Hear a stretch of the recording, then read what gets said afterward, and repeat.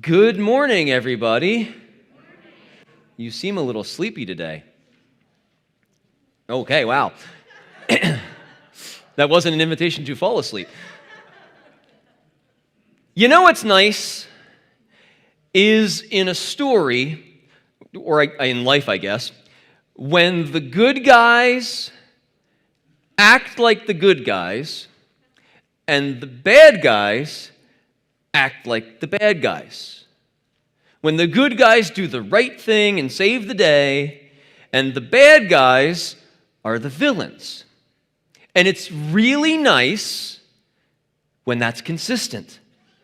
And you can count on the good guys to do the right thing, and you can count on the bad guys to do the wrong thing. For example, who remembers Westerns? Okay, I think I've just divided the crowd by age. You know, John Wayne putting the wagons in the circle and Bonanza. You remember those? And of course, those of you who raise your hands remember those. You know in those how you could tell the good guys from the bad guys, right? It was the color of their hats. And the good guys you could count on to wear the white hats and do what's right, and the bad guys you could count on to wear the black hats and do what was wrong. Now, in our modern world of arts and entertainment, the in-style thing to do now is to reverse that, of course. To have good guys who are naive and do the wrong thing and tell stories about the bad guys that try to make us identify with them and see them as doing the right thing. And when we're presented with the subverting of expectations, a lot of people get upset and frustrated with people switching the classic roles around and telling stories in that way. But I have to tell you that even those old classic stories and Westerns with the good guys and the bad guys are just as problematic because neither style represents reality. In reality, the good guy doesn't always do the right thing. He messes up. And the bad guy doesn't always do the wrong thing. Sometimes the bad guy is just someone who is motivated by wrong motivations or misunderstanding. In reality, even those of us who try to follow God with all of our hearts get it wrong from time to time. And when we mess up, sometimes we mess up, sometimes we get it right. And even the people who mess up, sometimes they get it right. No one is always right or always wrong because we're people. And as the great movie The Muppets Take Manhattan taught us when I was very little, peoples is peoples. And fortunately for us, the Bible is not a storybook that shows us unrealistic heroes and villains. It shows us heroes with their failings and mistakes, and it shows us that at any given moment, people might do the right thing or people might do the wrong thing, and sometimes people do the right thing and the wrong thing at the same time, because peoples is peoples. And this week's text is a great example of that. It says in verse 1, when Samuel grew old, he appointed his sons as judges for Israel. The name of his firstborn was Joel, the name of his second was Abijah, and they served at Beersheba. But his sons did not walk in his ways. They turned aside after dishonest gain and accepted bribes and perverted justice. So, Samuel has gotten old. In the last chapter, we saw God bring deliverance for the Israelites from the Philistines, and we saw God establish Samuel as Israel's judge, in fact, as Israel's last judge. And Samuel has served God faithfully. And this chapter comes about 20 years after the last chapter. And Samuel has been serving God, serving Israel as their judge for the past 20 years. But at this point, Samuel is growing old. And he realizes that soon he will be no longer able to serve God as Israel's judge. So he appoints his two sons, Joel and Abijah, to succeed him as judge. But they are corrupt. They accept bribes and dishonest gain. They pervert justice. It is a bad deal. So, Samuel, one of the godliest men in the Bible, one of the good guys, has made a huge mistake. Because peoples is peoples, and even good people get it wrong sometimes. But when we come to this chapter, we need to ask ourselves this question. what exactly did Samuel get wrong? Where did Samuel go wrong? Let's track it backwards to find out. Why were Samuel's sons corrupt? By the way, we've seen this before. The leader of the people of God succeeded by two sons who were corrupt and went after dishonest gain. Do you remember that? Do you remember when that was? Oh yeah, it was Eli and his sons, the leader of Israel, immediately before Samuel. And Eli is the man who raised Samuel. So Samuel's sons are corrupt because Samuel learned how to be a father from Eli. Eli didn't correct his sons. He didn't do his job as father. He didn't help his sons grow to be the children that God wanted them to be. And as a result, they grew up and didn't care about God. Samuel followed that same example that he learned from Eli. And his boys ended up just like Eli's. Now, parents, I have to talk to you for a second here. Parents, I know your children are a handful. I know they are tiring. I know that they are like the velociraptors in Jurassic Park. That you come home and they at you, and they test you strategically and repeatedly for weaknesses. And I know that it is nicer to not have conflict, to not have confrontations in your house. But you must do your job as parent. You have to show them the right example. If you don't, they will grow up and live by the example you showed them. You must confront sinfulness in your child immediately and every time it rears its ugly head. If you don't, they will grow up and not care what God says. You have to confront it every time, because each time you let it slide, it makes it harder on you the next time. I know it's tiring. I know it's hard, but you must be the parent. Okay, back to the text. Why would Samuel appoint his sons as judges if they are corrupt men? That seems dumb, doesn't it? It's an interesting question. And it seems here that for some reason, maybe just because he is their father, that Samuel is unable in some ways to see his sons objectively. The things that he would see and confront in others, their corruption, their selfishness, their lack of qualification to the role, he excuses those things in his sons that are so close to him. And this happens with parents sometimes. Sometimes parents are unable or unwilling to see the failings in their own children. Just to speak as the Upward director of our Upward Basketball League, there are always certain parents that you do not want to talk to about their child misbehaving. Because what happens is immediately Mama Bear or Papa Bear comes out and defends and excuses whatever their child did, no matter how bad. Okay? And there's any kind of number of reasons for this. Maybe they're just defensive people. Maybe the parent has excused or ignored the same behavior for so long that they are now blind to it. Maybe the failings of the child reflect badly on the parent for how they were raised or what a job they did as a parent. So the parent doesn't want to take responsibility for their child's failing. Whatever the cause of Samuel's blindness to his son's behavior, he appoints them to be judges, the leaders of Israel, even though they are corrupt.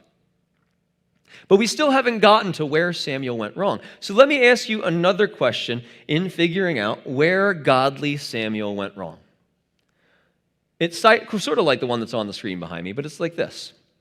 Why would Samuel appoint his sons as judges? Forget the corruption part. Just why would he appoint them as judges? We've studied the book of Judges. Let me ask you, how does a judge become a judge? How did Samuel become a judge? God appoints them. Where in the pattern of judgeship is the pattern of it being passed down from father to son in the book of Judges? Where does that occur? Yeah, go look. I'll check. I'll wait. No, I won't, because it'll take you forever, because it's not there. In fact, the only place it comes close is where the people of Israel want to make Gideon's sons their rulers, and Gideon says no. Because God makes a judge, not people, not their father. That's where Samuel goes wrong. He doesn't let God pick the leader the way God has always done. And in fact, that is the beauty in the model of judgeship that we're presented in the Bible. God picks the leader. Samuel messed up because he took God's place. And he made it worse because the men he picked were bad men. So verse 4 says, "So all the elders of Israel gathered together and came to Samuel at Ramah. They said to him, 'You are old.'" I'm sure he loved that. "You are old, and your sons do not walk in your ways. Now appoint a king to lead us, such as all the other nations have." So the elders of the people come together, and they went to Samuel and rejected the leadership of his sons.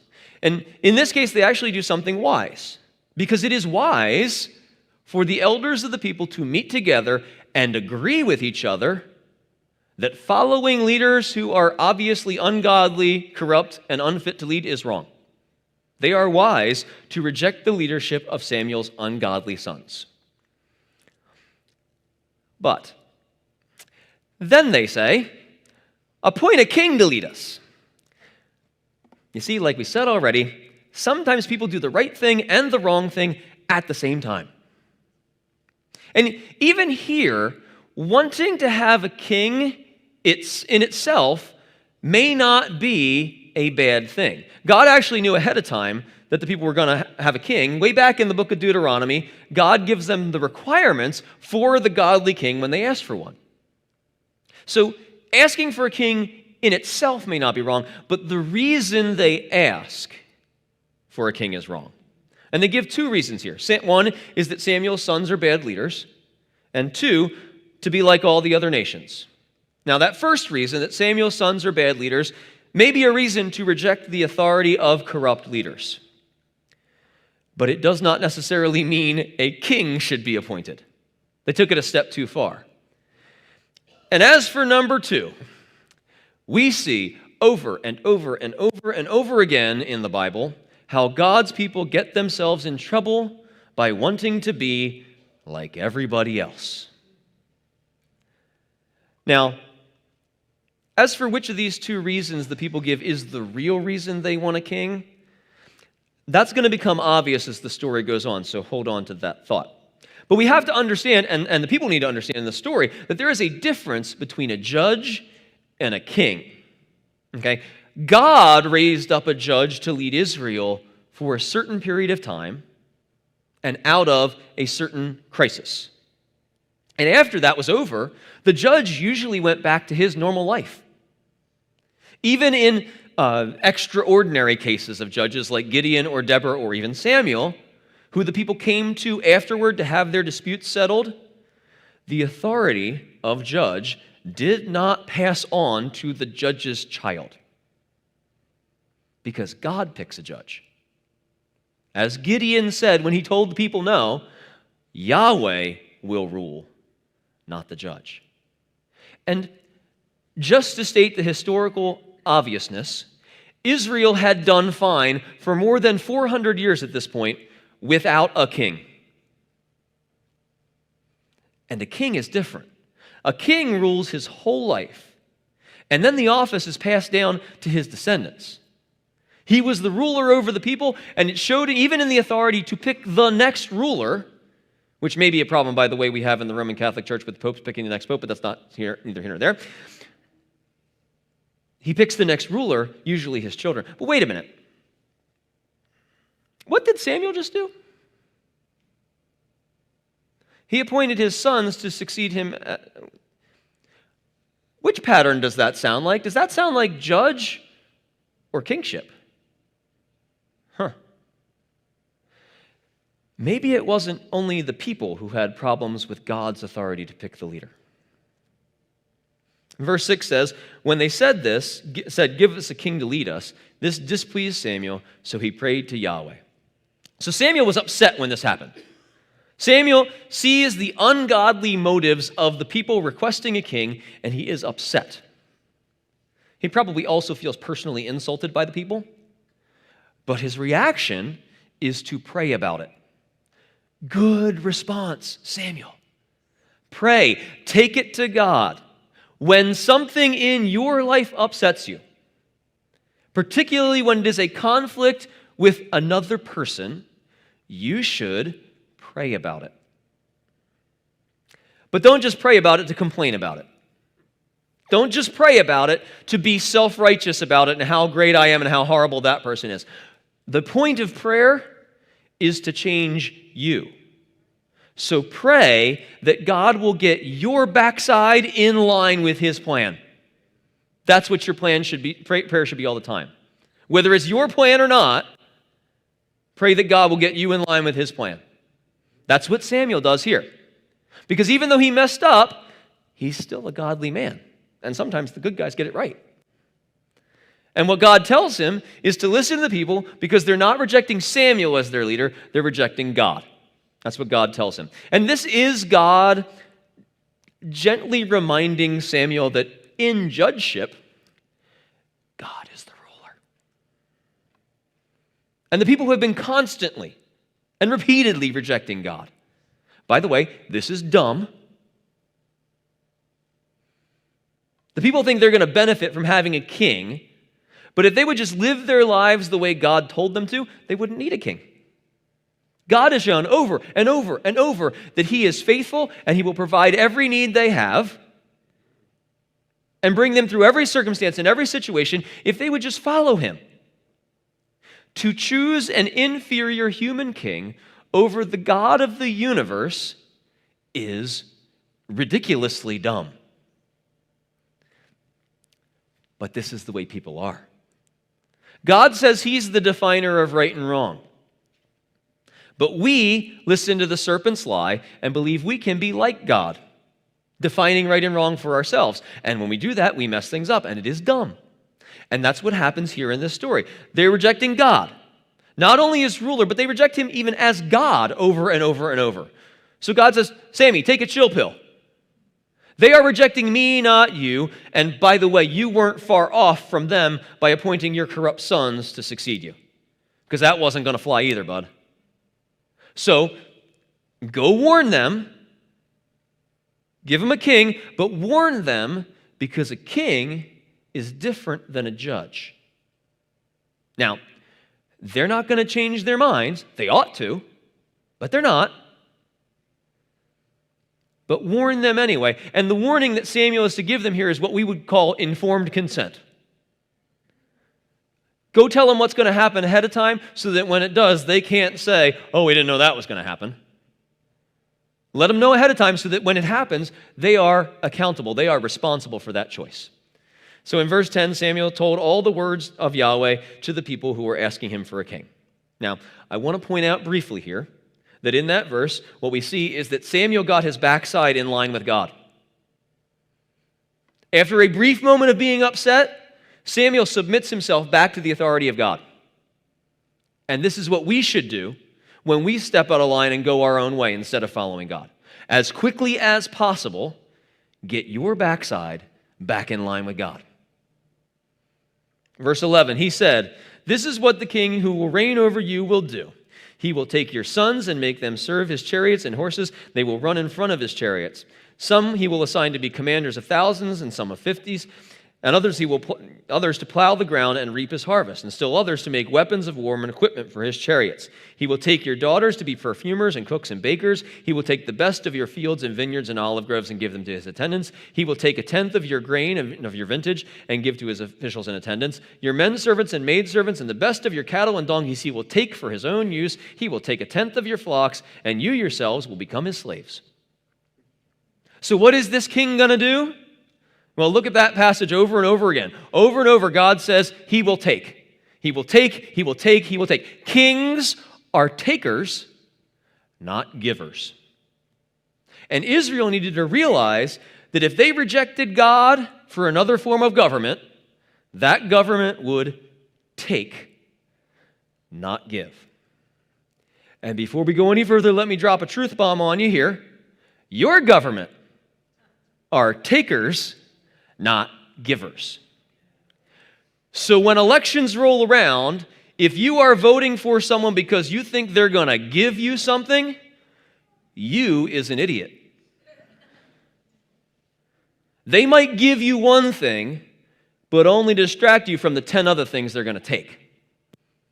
And that's true regardless of political party. God says the king will tax you a tenth. Wouldn't it be nice if it were only a tenth? You see, the king exists to be served, not to serve.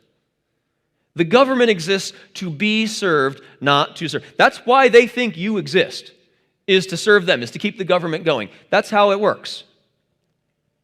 And God says to the Israelites through Samuel, verse 18, "When that day comes, you will cry out for relief from the king you have chosen, and Yahweh will not answer you in that day." That is a scary situation.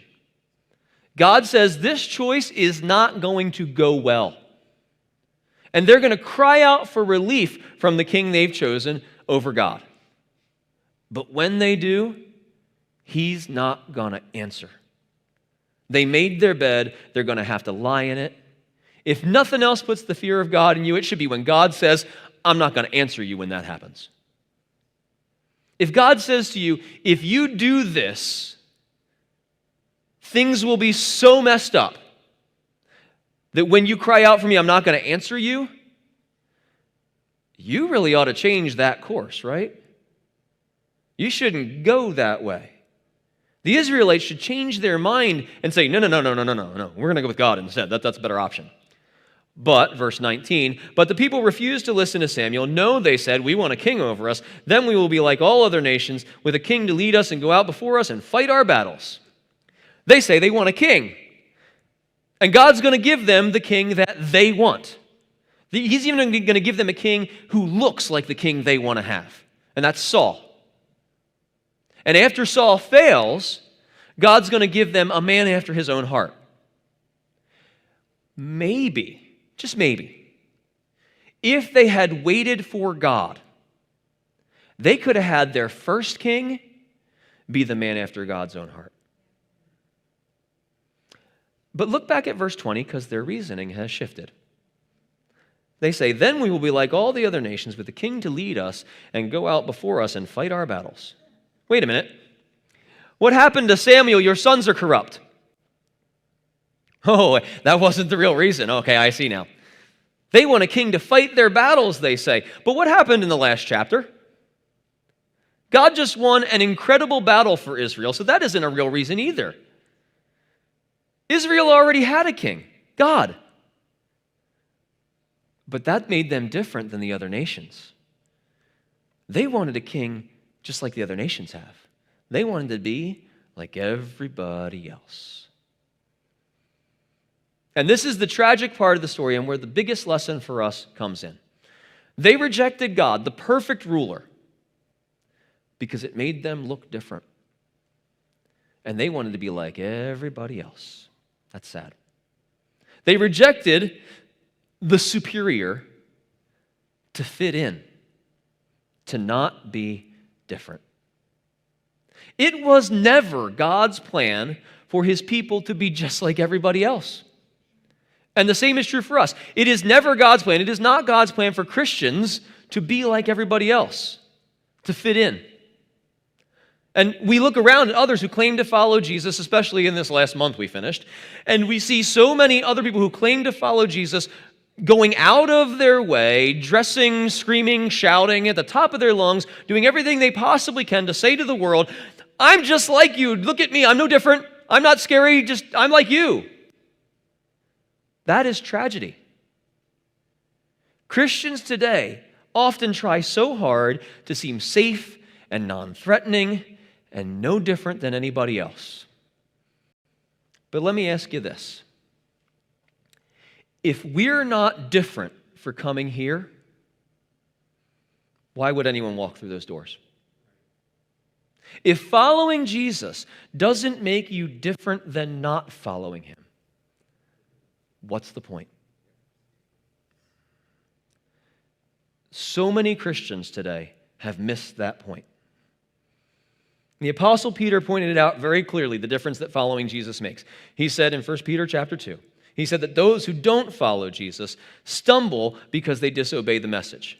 But you are a chosen people, a royal priesthood, a holy nation, God's special possession, that you may declare the praises of him who called you out of darkness into his wonderful light. Do you see what he said there? God picked us. He picked us for a task. We are a royal priesthood. That's our job. The priesthood of a king. Not the king that Israel rejected. And not the king that Israel chose, but the king that they rejected. God, the true king. The priest's job is to go between God and the people. It is our job to go between God and the people, to live our lives for him. So as we do, we recognize and respect the authorities appointed here on earth by God. But we know that we serve a higher authority. Even so much that on a patriotic Sunday, we show our patriotism by singing to our King. And because we know the reality of the world, we don't expect our governmental leaders to be perfect. We know that they are takers, not givers. But we also know that we should use the voice given to us, our physical voice, and also the voice we have as votes, to put forward those who will be the best minister of God for our good, as the Apostle Paul says in Romans chapter 13. And we recognize that the strongest way we represent God, represent our King, is through our example, through how we live our lives, through what we say, through our attitudes, through our willingness to submit to God's way instead of our way. And when you live God's way, that makes you different. It makes us, as Peter says, a holy nation. Holy means different. You cannot follow Jesus if your desire is to be like everybody else. Christians should be so radically different in every way that others will see it and want it. That's how you follow God. Don't fall into the trap that God's people have fallen into throughout all of history. Don't do what the Israelites do in this story. Don't try to fit in. Be different. Live life God's way. Get your backside in line with God. Now, there is this funny little twist at the end of the story. In verse 21, it says, "When Samuel heard all that the people had said, he repeated it before the Lord. And the Lord answered, 'Listen to them and give them a king.' Then Samuel said to the men of Israel, 'Everyone go back to his own town.'" So Samuel tells God that they chose a king instead of him. And God says, "Give them a king." So even though they rejected God, they can't get what they want without going through God. That's because he is the ruler of the universe. And there is no authority other than his. Consequently, this is why you should choose to get your backside in line with God. Why you should choose to live your life God's way. Why you should choose to be different. Because no matter how much you try to reject God, no matter how much you believe the serpent's lie that you can decide for yourself right and wrong, no matter how much you believe in your identity, no matter how much you love the government, you cannot get around the authority of God. He has it all. And our job, as Peter told us, is to live for him.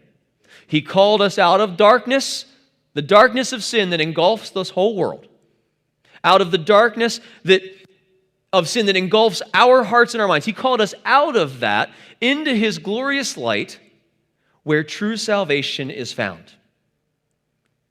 God calls you his special possession. So be the royal priest he declares that you are, and praise him. Bring him glory. That is your purpose. Be different. Allow God to use you to draw others out of the darkness and into his glorious light.